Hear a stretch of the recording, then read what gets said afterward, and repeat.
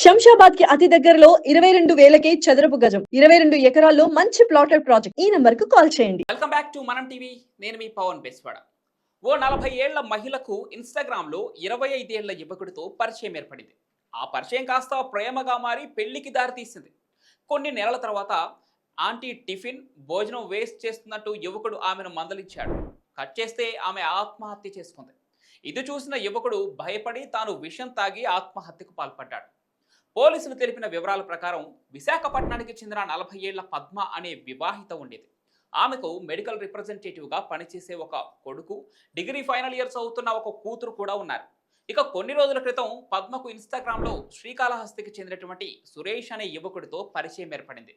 ఆ పరిచయం కాస్త ప్రేమగా మారి పద్మ సురేష్లు శ్రీకాళహస్తికి పద్మ సురేష్ కోసం శ్రీకాళహస్తి కూడా వెళ్ళింది.